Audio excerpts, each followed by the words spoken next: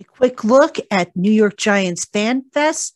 Plus, we hear from New York Giants safety Xavier McKinney on a fun topic that's near and dear to his heart. All that and more coming up on today's LockedOn Giants podcast. You are Locked On Giants, your daily New York Giants podcast. Part of the Locked On Podcast Network, your team every day.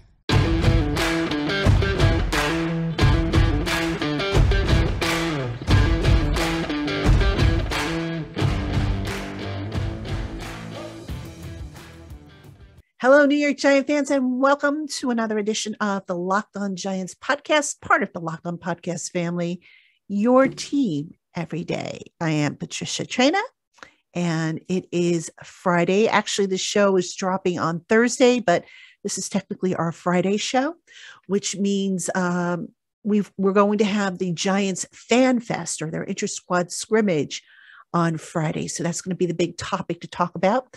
On today's show, we're going to talk a little bit about the Fan Fest. We're going to preview it, some of the things I'm kind of expecting. And I mentioned this on yesterday's show. I wasn't sure if I was going to do a player interview on the podcast, but you know what? I love you guys so much. I've seen my subscriber count grow. I'm giving you a player interview. This is something I've been actually wanting to do for several weeks. Basically for a couple of years now. I have New York Giants safety Xavier McKinney, who I sat with this week, and we talked about something kind of fun. You know, we talked a little bit about football, but basically it's a fun topic, something that Xavier really enjoys. And I always like to bring these interviews to give you a look behind the face mask, so to speak, because it shows you, tells you a little bit about the person. And I'll tell you a little bit more about the interview as we get a little closer to it in the program. But Xavier McKinney is the guest on today's show, and I hope you will enjoy it. All right. Before we get to the interview, though, let's talk Fan Fest and the scrimmage. What are we going to be looking for? What are some of the expectations? Well, the main expectation, obviously, is how is the sideline operation going to work? Brian Daboll, the head coach, said initially the plan was to have everybody on one sideline, but they might break it up. They might put the offense on one side and the defense on the other. So we'll see how that goes. But let's talk more along the lines of on the field and what we might be looking for. Obviously, the first thing we want to see is Daniel Jones. Can he continue his good week of practice? Daniel Jones, this is probably one of the best weeks of practices that he's had in a training camp that I can remember. And it's too early to say that he's, taking that step forward, because obviously we got to get him into games. But you kind of get the impression that things are starting to click for him with this offense. And it is a complicated offense. Let's not kid ourselves here. There's a lot of anticipation, trying to get on the same page with your receivers. Just, a lot of stuff that has to be done by the quarterback. So I'm curious, obviously, that's number one on my list. I'm curious to see if Daniel Jones, who had 2 good days of practice on Monday and Tuesday, on Tuesday and Wednesday, can he keep it up? I think he can, but, you're going to see everything ratcheted up a little bit. The defense is going to bring the heat. I don't think there's going to be, tackling or anything like that of the quarterback. The quarterback will be in the red jersey, but they've got to, it'll be interesting to see how he responds if that pocket starts to collapse around him. So we'll see how Daniel Jones responds to that. All right. What else are we going to be looking for, or I'm going to be looking for? I want to see the receivers and how they continue to be deployed. Now, we've seen glimpses of it. Wan'Dale Robinson and Kadarius Toney, they have been working short to intermediate ranges and have looked pretty good. So we kind of know what to expect there, but I want to see more of the deep passing game. Will Daniel Jones and that passing game be able to take some of the deep shots? That's what I want to see. And, what are some of the routes they're going to do? Who are the receivers they're going to deploy? You would think Kenny Golladay would be one. You would think Darius Slayton would be another. Colin Johnson might be asked to do it. So, that's something I want to see. I want to get a closer look at the tight ends. I probably haven't mentioned the tight ends much in my reports. Daniel Bellinger, who was one of the darlings of the spring, has been doing a lot of blocking in camp. I haven't seen a whole lot of passes go his way. Now, I don't know if that's because they know what he could do at this point, or they just want to get the passing game up and running a little bit better. But I want to see how the tight ends are deployed. I definitely want to see how the offensive line does. The line has been on and off, I guess you could say, but this Giants defense, they're going to bring the heat. You might see some, I don't know how fancy they're going to be with twists and stunts, but I'm sure there'll be some trickery, at least some blitzing. I mean, I anticipate there'll be a lot of blitzing, some overloads, some, blitzing coming from either end. How are they going to respond to all that? In the back end of the defense, I want to see, obviously, the cornerback play. Aaron Robinson has looked good. Darnay Holmes has looked good. Adoree Jackson has looked solid. What about at the bottom of the depth chart there for the defensive backs? That's where it's still a little iffy for my taste. One other thing I want to see, and I don't know if they'll necessarily do this. I hope they will. I want to see a little bit more from Jamie Gillian, the punter. I thought that Gillian has been up and down in training camp. And this goes back to the spring, where one day he'll look really good, and then the next day, not so much so. He'll hit a knuckleball.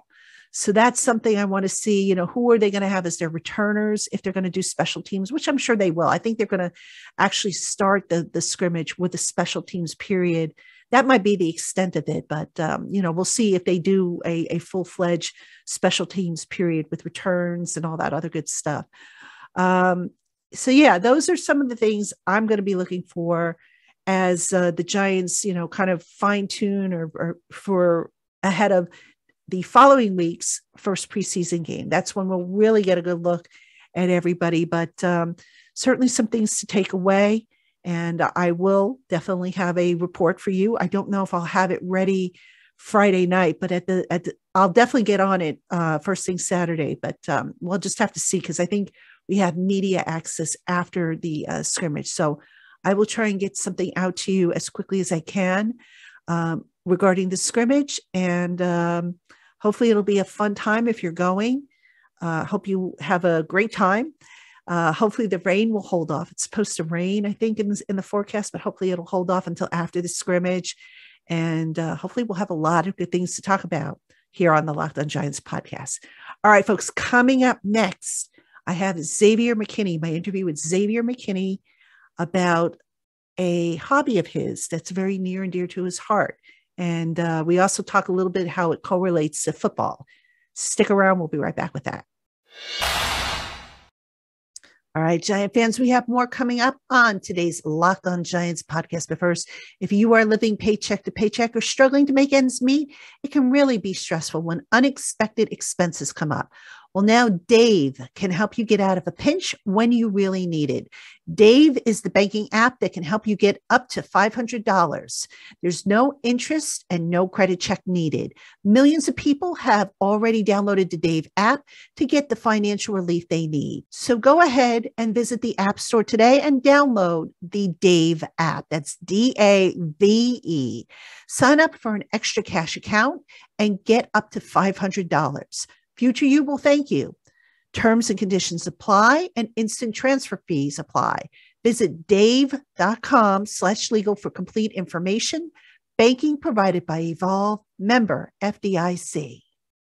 All right. Welcome back, Giant fans, to the LockedOn Giants podcast. I am Patricia Traina. Happy to have you with us on this Friday edition of the LockedOn Giants podcast.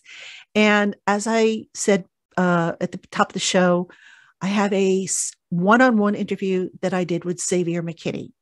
And before I play the interview for you, let me just give you a little background on this story, how it came about. When Xavier McKinney was initially drafted, I did some research on him, like I do with all the players that the Giants bring in. And I learned that Xavier McKinney likes to draw. He's actually a very artistic individual. And football, they say, is a game of angles. It's a game of shapes. You look at football if you're a player, and you can see a lot of shapes and angles and stuff like that, which is at the core of what a player does. So I have been wanting to talk to Xavier McKinney about his artwork for a couple of years now, and I finally got an opportunity to do that. And we talked a little bit about his drawing. We talked about how artwork correlates to football, and he told me about his aspirations, about what he hopes to do one day in terms of the artwork that he does. And just a really, really interesting and fun interview, I thought. I know Xavier enjoyed it. And let's just get right into it. Here is the first part of my interview with Xavier McKinney. It's about 10 minutes long. We'll give you the first part now, and then we'll give you the second part after the break. How did you get into drawing? So I've always been very, been able to, a visionary in my mind. I've always been a person that has a whole bunch of thoughts. So when it started in high school, I used to have free time, and I would draw, basically whatever came to mind. That's kind of where it started. I had a single blank piece of paper that I used with the lines, and I would just draw whenever I wasn't really doing anything, just whatever came to mind. And then gradually over time, obviously I started getting tattoos, and I figured I might as well draw them just because I had the thoughts in my head. So those thoughts gathered. Obviously, a lot of different experiences that I went through throughout my life growing up. So those where that came from, and just starting to be able to put it on paper, being creative. I pride myself on being a creator and just having an open mind to anything, not kind of closing myself off to one thing. So that's where it started, and it gradually evolved as I got older. Now, in addition to your tattoos, which I understand you drew all your tattoos except for one, is that correct? Yeah. So, do you do painting or anything like that? I don't do painting, but I am into if we go to an art gallery where it's just paintings. I love to look at art in general, whether it's paintings, sculptures, or you're just regular drawing. So I'm into it all. Like I said, I'm not really closed off to anything. Anything that's art, whether that's drawing or painting or even dressing, that's who I am. So it's not just one thing. So, we talk about artistic, because it's kind of like writing. You try and tell a story with your words. You try and tell a story with your pictures. In terms of football, I mean, how does that correlate? Do you look at a play and see shapes and angles and stuff like that? Yeah, so I think it does correlate big time. I think of just being like I said, a visionary. So seeing different possibilities that can happen based off of what we're playing, just having different outcomes. Like for me, I'll be in the meeting room and I always ask, well, what if they do this? What if they do this? Something that you don't see a lot. So I think that, as far as that goes, that really helps with the football aspect of it, and that's pretty much how it's always been for me. Did you major in art? So I tried my freshman year at Bama. My major was art. And then the very first semester, it was super, I didn't know that how time consuming it was. And obviously at Bama we spent so much time in the facility. I didn't really have a whole bunch of time to do both. Right. So at first I would have, I'll go into my art class in the morning, and my art class might be 3 hours long. Wow. So I would be sitting in there, and sometimes it kind of intertwined with my practice schedule. Oh.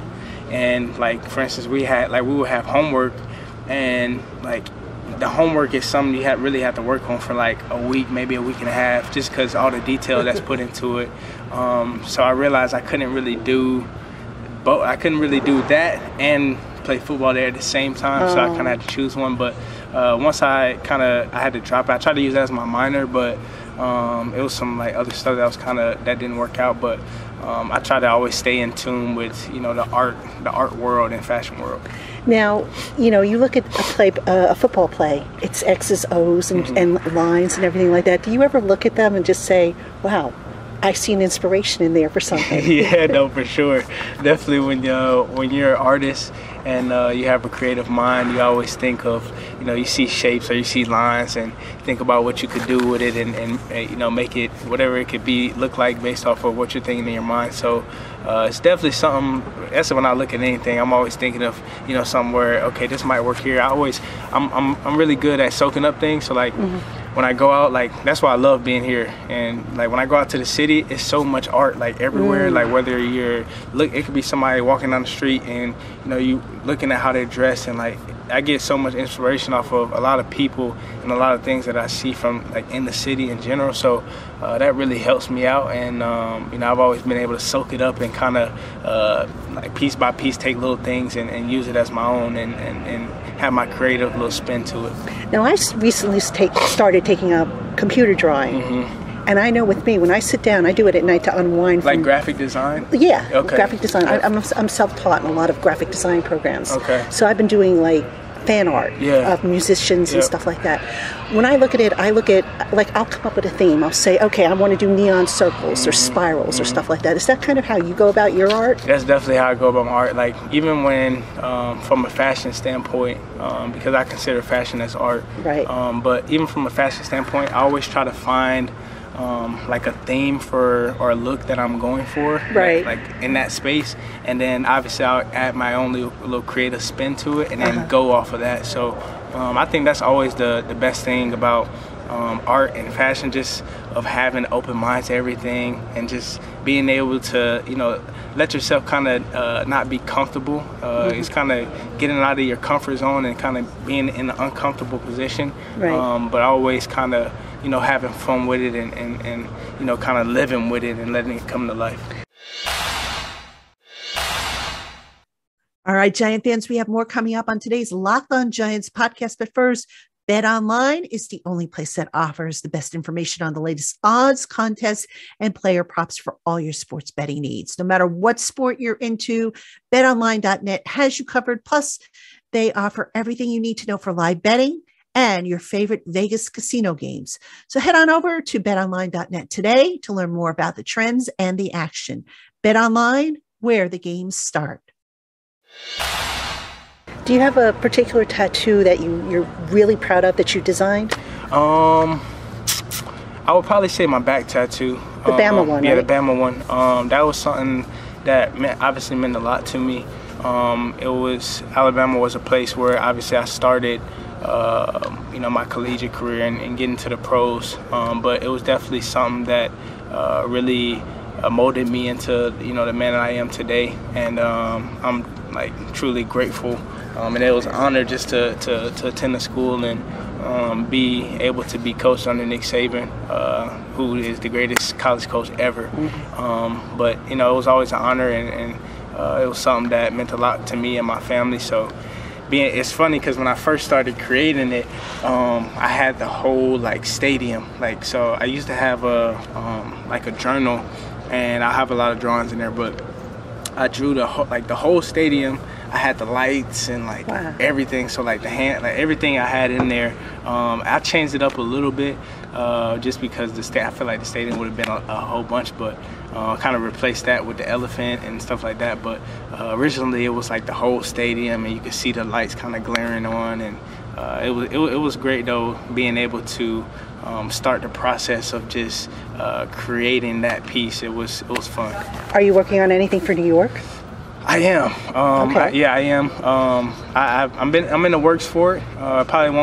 Nothing probably will happen until after the season, obviously, because I have a lot more time. But definitely gonna be, working on that, something real creative and special. Okay. Do you ever find that your artwork, you set out to do one thing and it becomes what I call a happy accident? Yeah. It's I wasn't expecting that, but I like that. No, for sure. It to me, it's we were just talking about writing, you have writer's block and then you have art, fashion block. Sometimes it's I don't my thoughts, I have so many, but I don't really know how to put it on paper. But I've learned that when you just go and you kind of just don't think about it, like you said, something could pop up and you might be like, oh, I like it, but it's all about not holding yourself back and just kind of going with the flow and however you feel, and whatever you put on paper, you might like it. If you don't, then you just keep going. In terms of just again bringing it all together with football, I mean it's a lot. The creativity and everything like that. How do you keep it all straight, especially now with your added responsibility of calling the plays? I mean, obviously you're a very intelligent young man, yep. But it's a lot because it's like, okay, do I do this? Do I do that? How do you kind of make sense of it all? Yeah, it's hard, but I think when you have people around you that support you and that are able to help you, it makes things a lot easier. Obviously, in this life, we can't do things by ourselves. We need the people around us to be able to help us out and make us better. So I use the people in the building, the people in the building and the organization to help me out. I've had coaches help me out with a lot of my art, fashion stuff, at least as far as putting me with connections with people, things like that. And then obviously I got my agency, I've got my family, so they help me a lot with these things. Like I'll just tell them something and then they'll go help me try to find whatever I'm looking for so I can focus on the stuff that's out there on the field. So it's a collective thing. It's a team thing. Obviously you got to win as a team. You can't really win by yourself. Right. So that's how I look at it. What are we going to see first from you think? Art gallery or Xavier McKinney fashion line? Oh, that's a good question. An X fashion line. Is that in the works? I wouldn't say it's in the works, but eventually that's what I want to get it to. I believe in knowing the right people, surrounding yourself with the right people, and then getting into it. I don't want to rush into anything because obviously that stuff takes time, and I want it to be a serious thing more than just like in a moment thing. So it takes time. I still got a lot more people to meet here, out the country, everywhere, Fashion Week, everything. So, but that will be the first thing that you see. All right, Giant fans, that is my interview with Giant safety Xavier McKinney. I want to thank him for coming out and sitting with me. Like I said, it was a real fun piece for me to do. I'm somebody who also has taken up drawing in my spare time. So we were able to actually talk a little shop about there, exchange ideas and programs that we do, like I told him the drawing program I use for my iPad to draw art and stuff like that. And he promised to show me some of his designs as he put them together, but definitely kind of interesting, especially the part about the tattoos and how he drew all his own tattoos and, had an artist apply it to him. So hope you enjoyed the interview and I hope you enjoyed the program. And again, I want to thank Xavier McKinney for the time. I want to thank the Giants for setting it up. And don't forget, keep it here on the LockedOn Giants podcast. I will have a show following FanFest. I will try to get it out to you by Friday night. At the worst case scenario, it'll be out early on Saturday. I'll have impressions, quotes, all good stuff. I'll also have some stuff over on Giants Country if you want to check that out as well. So do check out both stations. The FanFest, I believe, is going to be broadcast on Giants.com for those of you who are wondering. But also follow me on Twitter. I'll be live tweeting at the FanFest. And if I can, I'll also have some Instagram pictures that I'll put up, videos and whatnot. You can find that at my Instagram account at Patty, Patti Traina. All right, Giant fans, that's going to do it for me. Thank you so much for tuning in, and I will catch you tomorrow.